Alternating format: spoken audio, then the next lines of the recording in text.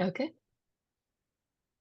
All right, I'm super excited. Today, I am here with Rachel Vogeleisen, and she is a wonderful artist. She is a creator, and she has particular focus on female empowerment, but she does all kinds of art, from art and photography and about people, places, florals. So yeah, I'm really excited to have you here. When I went onto and found her on Instagram, I was mesmerized by her photography and just felt like, I wanted to invite you here. So thank you so much for being here, Rachel. Oh, thank you so much, Maria. I'm absolutely delighted to be here today. So, yeah. My pleasure. So Rachel, tell me, like, you are a creator. You just shared about like creator. This is something that you just, yeah, love to do and can't get enough of. Yeah. um, But it wasn't always like, oh, I don't know. I didn't realize for a long time that this is what I was born to do. I searched myself for a long, long time. I think as a kid already, I was attracted to photography, to people. I was fascinated by it. But when I grew up, yeah, of course, I always had a camera, but I never thought I could be a photographer, or I never thought I just wanted to go into the traditional corporate, proving to other people what I was capable of, and really adopting I don't know, I didn't see myself as a CEO or boss, but I really wanted to have a title, and I really wanted to fit in a box. And while it was not me at all. And for a long time, I have been fighting that. And a long time, I didn't know what I wanted to do because I went to jobs and I was bored after 2 years. I was really, really bored. And then I changed job all the time because it, yeah, I think it was my lack of creativity. Not being able to create was really something that I think was taking the soul out of me. So I was really trying to fit in. I was really trying to do a good job and be the good girl and all of this. But inside, my gosh, no, I was really miserable and not happy at all. And it took me a long time. Of course, I always did photography, but I didn't think I could do something with it, or I would be able to earn money, or so I kind of gave up really. I just of course I always took a camera traveling when I went traveling, but I didn't really make an effort to learn and to learn more about it until I realized that after 40, that when I was talking about photography to someone, I was just fired up, and I thought, oh my gosh, something is really wrong here. I can't stop talking about it. So I was kind of pushed out of my job. It was really not a job I liked, and I was kind of pushed out. And so I thought this might be an opportunity for me to really try something new. And I went back to university and did a master's in photography. And this was a challenge as well because at the time I was still using film photography, and the digital revolution just came on. And I thought, no, I would not use digital. I'm a film photographer. I'm not going to move on. But then doing a master's, I was really pushed. I really had to learn new skills. I had to learn digital photography. I had to learn lighting. And I think this really opened a lot of new possibilities for me because I realized after doing travel photography, a lot of landscape, I realized that what I love to photograph was people. And I think doing this, even if the teacher said your work is really not good, there's a lot of things to improve. It was really hard to hear for your ego to say, "Oh my gosh, this is really not good. You need you need to find something else or do something else." But no, I wanted to keep going. And for the MA, I did a project about women who volunteered during the Second World War. So I choose first 4 women to finish my project at the end of the year. And I went to meet these women. They were all in their 90s. And I said, I want to photograph you. And they looked me in horror. And they said, no way, you're going to photograph me. I'm 90. Why would you photograph me? So what I usually did, I started to do an interview to understand a little bit about their story. And I think they would really open up to me, and they were quite proud that somebody suddenly was interested in them again and gave them. And then, yeah, they agreed to be photographed. And some of the women, I was very surprised when I went to visit them and opened the door. They had the pearls, the necklace, the makeup. And I thought, oh, okay, they're ready for it. So that was an amazing experience. Yeah, there was really. And then I tried to go into family photography, but I realized this is not my thing. So I continued to do jobs on the side. I worked freelance. I tried to work freelance, doing a little bit of family photography. And then from that, I moved on into portraiture. And this is really something that really, yeah, I just love to see people open up in front of the camera, becoming confident. And I try to do this as well, more in a commercial setting, but also realized pretty quickly that what I was missing was the creative part and not be able to, yeah, to add my own story to it.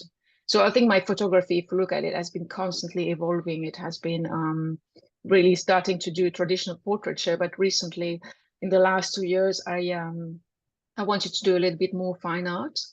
And I really wanted to have a message and create a story. And I launched a new project, which is called The Quiet Rebellion. And this was about, it just started not really, I didn't really know what I was doing, but I think I went to see a painting exhibition by Artemisia Gentileschi. And she's one of my favorite painters. If you look at her work, it's pretty harsh, it's pretty bold, but she also had to be a fighter because she was a painter during the Renaissance in Italy. And at the time, I think for women to be a painter, yeah, it was nearly impossible. I think she got help by her dad, and then she had to suffer. There were issues with rapes and things like that. So she really had to fight for it. And you can see a lot of, I don't know if it's really anger, but there's a lot of in her paintings. I really like it. And this painting really spoke to me. So I started to do this project about calling the Quiet Rebellion, which is about giving a voice to women who wouldn't have one. So I started with the Renaissance, had to stop because of COVID. And then I thought, yeah, why not continue over the different periods? So I've been, at the moment, I'm in the Edwardian period. So my women are not really talking much, but I just try to give them a little bit of more of a movement of a voice each time I move time through it. Yeah. Wow. That's amazing. And thank you so much for sharing that. I love like all the different aspects of things that you're looking at and how you went back into doing a master's in photography and then all the areas you were interested in and how that also brought you back to creating art. So I'm curious about like what was the moment that you've decided that you want to create again? I know you started a little bit, but perhaps you would like to yeah, share a little bit more about that moment that you really decided. I think, yeah, I felt pretty frustrating doing. I was trying to do portraiture and earning money like that, but I felt pretty frustrated by the type of people I was attracting. And it was more like them asking me to do something they wanted rather than me trying to use my creativity and create something. And they coming to me because they liked my work.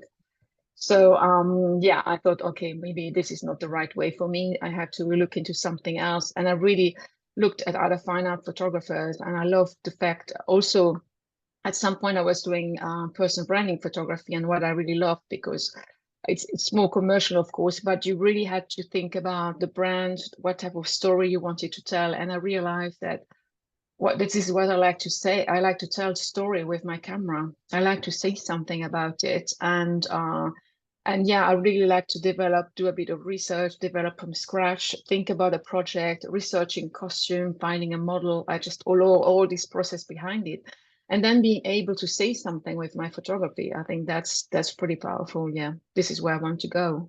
Yes, fantastic. That's so beautiful. And so from your expertise and also from your experience, what makes photography really good photography in your eyes?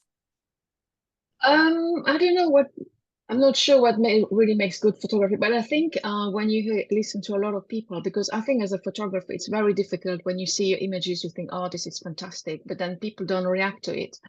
And I think it's just really have to put more than just a portrait. It has to be something else. It has to be a message through it. It has to be a connection. It has to be, because of course you can create very beautiful images with a model. A portrait can be Van can be really beautiful, but there might be something. Sorry. That's my theory. So there might be something lacking and the connection. I think you can say a lot with a portrait, but it has to be, I think need to bring a message behind it, or just doing more than just a pretty picture. Yeah. Yeah. Where you can see the soul in it and the emotion. Yeah, and really a connection or something, or yeah, bringing out a message. And because you see so many pretty pictures, but people don't really engage with it, they don't connect with it because there's a million of pretty pictures out there. So I think you have to put quite, I would recommend putting yourself in the image as well, in what you're creating. Not just, of course, it's not really easy if you do a commercial work or you're doing work for somebody else. It's difficult. It might be difficult to put yourself in there, but I think this is what is going to make you stand out. It's what you put of you in your art. Yeah, yeah, absolutely. And I can really feel that through your work. So Oh, thank you. yeah, That's a great compliment. I mean it. And so you mentioned that quite a few years before that you weren't well, you weren't being creative, or you weren't doing, you were, I'm sure, being creative, but you weren't doing what you wanted to do. And you were talking about, you were focusing on titles and things like that. That period, how long was that period, and what do you feel where that might have come from? Oh, I know where it came from. I think I have been raised to believe that as a girl, I didn't have much importance. So I think that really pushed me to going into, yeah, proving myself. I'm not really thinking what I wanted to do. And also, of course, yeah, I was creative at the time. I took drawing lessons, but my drawing was really awful. I had all this, I wanted to do painting, but I was not very gifted with it. So I think photography really gave me a great opportunity here. But yeah, I think I just wanted to fit in a mold to prove that, um, yeah, everything I heard about myself was wrong. And just to prove that I was somebody, and I wanted to be somebody. And for me, I think to be a photographer or something, or an artist was, I didn't really believe I could be an artist. I didn't believe in that at all. And it was not enough. I think it was, I really wanted to stand out, to be, people congratulate me and say, oh my gosh, you're a director, you this and that. I just wanted all this stuff. I just wanted recognition, in fact. And I didn't believe that art would give me the recognition. Yeah, yeah. I think that's very relatable to a lot of people, a lot of us. It's very relatable to me. I can totally feel that, like the similarity, and like some parts of how I was starting as well to live my life through kind of like the achievement and the recognition and the, I guess, perceived expectations that I wanted to sort of conform to. And so yeah, I can really see that. And like that moment that you then decided to kind of like, okay, stop doing that, what was that moment for you? Yeah, I just thought this, I can't do this anymore. It's just, also, of course, I was getting older, and I thought if I don't do it now, I will never do it. So it was really an opportunity. Of course, my husband was supporting me, which helped. And yeah, I just thought, and I came out of this job. It was pretty, I don't know, it was a bit, I wouldn't say it was making a difference between the man and the women in the team, but I felt really pushed out, and I didn't feel I get the same opportunities as the guys in the team, and it felt really, yeah. And I thought, okay, what am I going to do now? Instead of fighting back, I thought, yeah, I'm going to finally do what I really want to do. And doing MMA was challenging, of course, because yeah, the teacher were pretty harsh. But at the same time, I think if I wouldn't have done it, I would never have learned all these new skills, because I was also pretty stubborn, thinking I want to be a film photographer. I will never move to digital. This is all. And the digital revolution was happening, and I didn't want, I was fighting against it. And everybody said, give up film, give up film. And I realized, yeah, of course, with digital, I could learn so many things like lighting. You could have 100 pictures to test the light, and you really learn about it. With film, I still don't really manage to use light with film. So I think it was a fantastic opportunity, and also to do things, yeah, that I didn't really necessarily want to learn about. So I really had to push myself out of my comfort zone. And I think this is one thing as well, which really helps you to grow as an artist, is to push yourself out of your comfort zone. You might think, okay, this is what I do, or even if you're very successful, you might think I'm never going to change this. But I think it's really, when you open a new door, something completely different happens, and you're going into a different direction, and new things, new opportunity come to you. Yeah, So yeah, absolutely. Yeah, it's like you learned something new. You also went outside your comfort zone, and new growth was happening. So, yeah, that's wonderful. I'm glad you did. thank you. I'm glad too. I did. Yes. So what has changed for you since, I guess, like from the experience of life, really, like since really breaking through to do what you truly wanted to do and learning something new, to how you felt before, I guess, when perhaps you might have still been chasing the titles or the recognition from others. What's changed for you? But first of all, I'm finally happy to call myself an artist, and I'm Yeah. very proud of it. I think I could never, I think I've been calling myself an artist just in the last 2 years. I finally acknowledged that I am an artist. And yeah, it's also about really getting recognized for what I do. And I really want people to come to me for my work, and not having, of course, you always have you always have to pay your bills, but my ideal world, it's about people coming to me for what I do, and not me having to adapt or being just chosen because I'm the cheapest photographer out there, or just because they don't have anyone else. I just want people to come to me because of me. And I've been following some photographers which are amazingly successful because they have a brand and they know exactly who they are. They're not necessarily artists, but they're more in the, I would say, in the wedding industry, but they become influencers, and they're really, really successful, and in creating really a brand where people are attracted to who they are and their work. And I'm sure their clients come to them because of what they do. Yeah. Mm, I think it's, you stand out of the competition because there's only one like you. So right. Yes, absolutely.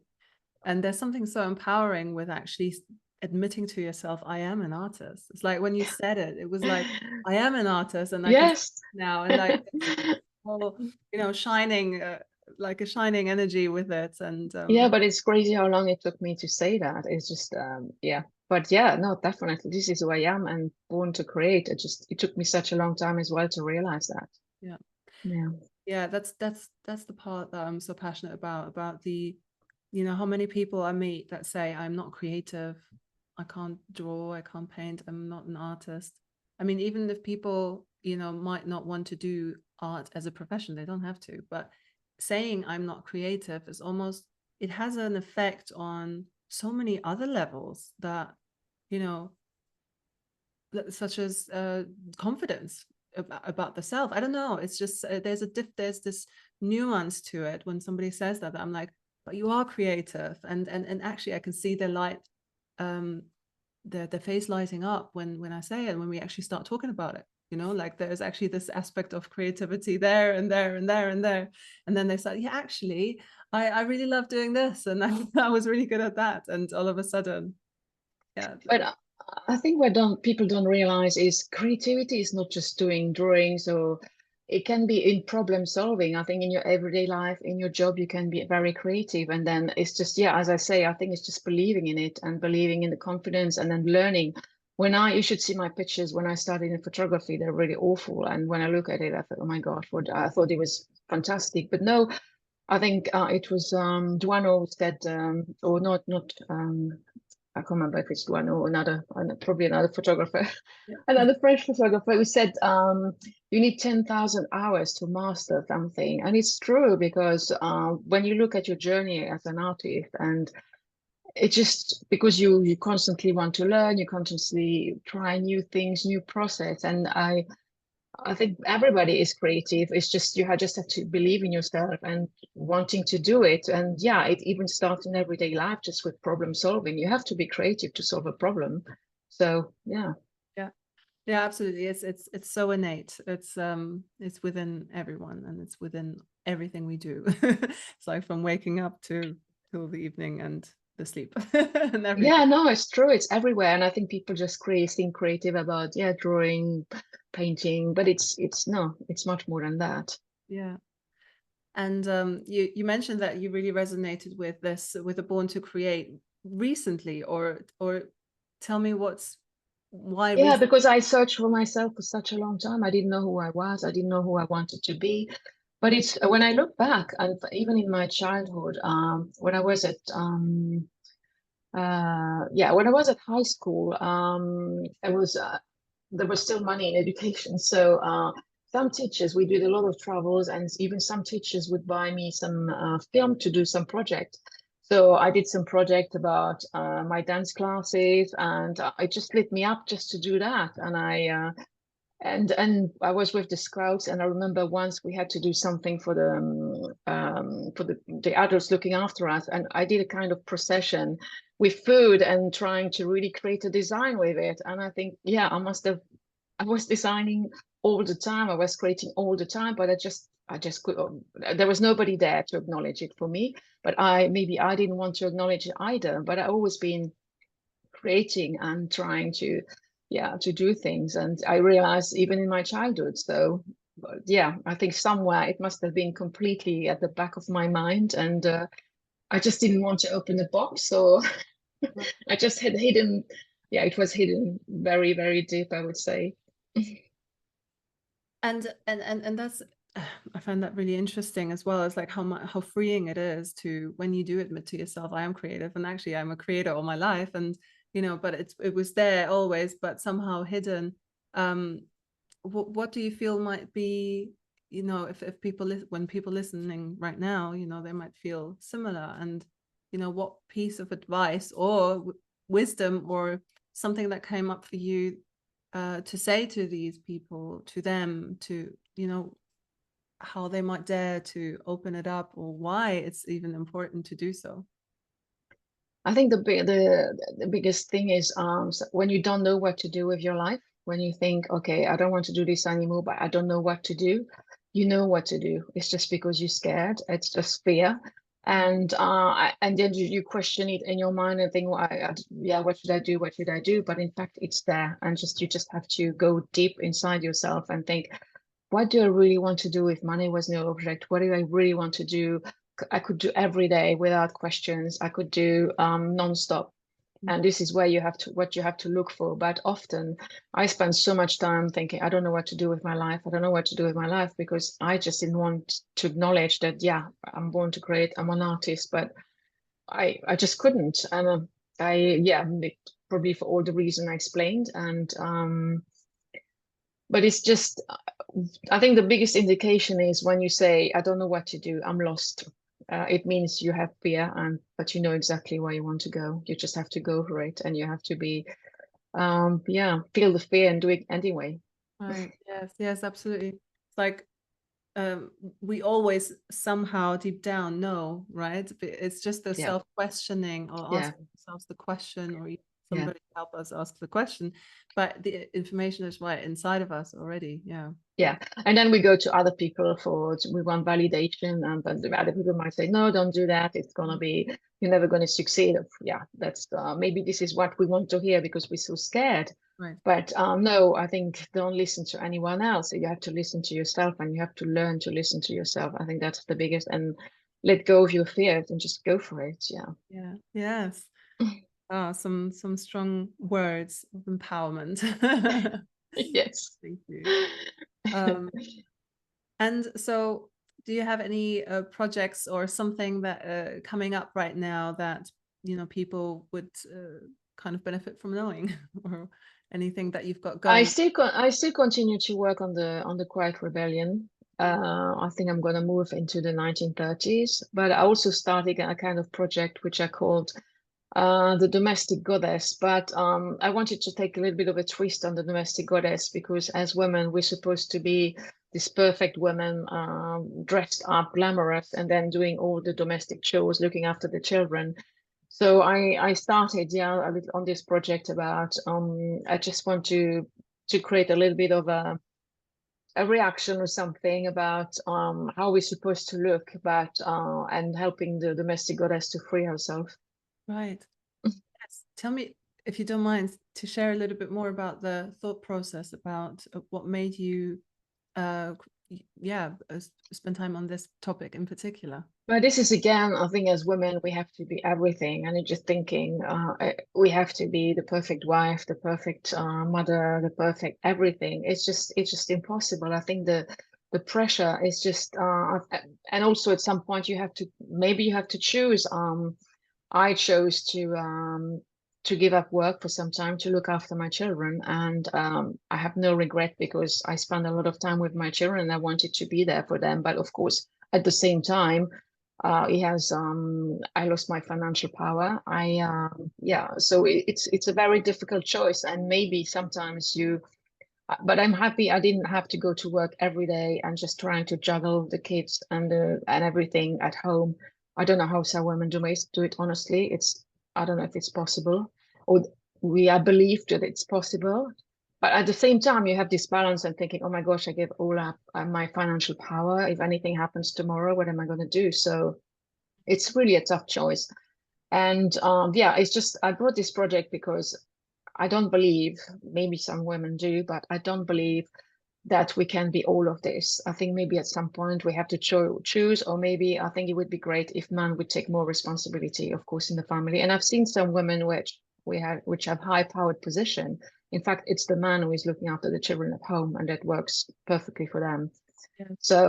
Yeah. So I think it's just about to take the pressure off and say, okay, it's okay if you can't manage everything. It's just fine. We're not robots. We're not like the Stepford Wives, where all these women were just completely perfect, and at the end of the movie, they're just machines. So it's just, I just wanted to I think bring a little bit of stir the message around that. Yeah. No, that's really powerful, because I think like what stood out for me is this pressure to be perfect. Like it's just so it's so heavy, right? And I can feel that, I can sense that, I can see that like everywhere. It's like this need to have everything to be perfect, and it's actually not natural to, like, no, it's not. And it's I don't know how it's possible. And I think with social media there's so much pressure to be the perfect of everything, or so successful all the time. But in fact we're not. I think everybody has some failures and downtime and times where they're not feeling great. I think it's just it's not easy, of course, because we just want to be successful all the time. We want to be positive all the time. But I think downtime are important as well, because maybe they bring new thinking and new thought process as well. Yeah, no, absolutely. So I can't wait to see what you're creating there. And so thank you so much. Thank you so much for this conversation, Rachel. It's been really, really, really such a nice conversation to have, and important topics that you're sharing through your art, through your photography, and an empowering and inspirational path that you've been on. And thank you for sharing it here, because I'm so sure that it really helps people to also see themselves in a different light, actually notice, oh, maybe that I can relate to this, and maybe open up themselves to their creativity. And I want to thank you for that. Yeah, no, I really hope so. I really hope I can help someone or more people to change their life and really believe in themselves. It's just they just have to go for it, and they will know if this is what they want to do. They will know.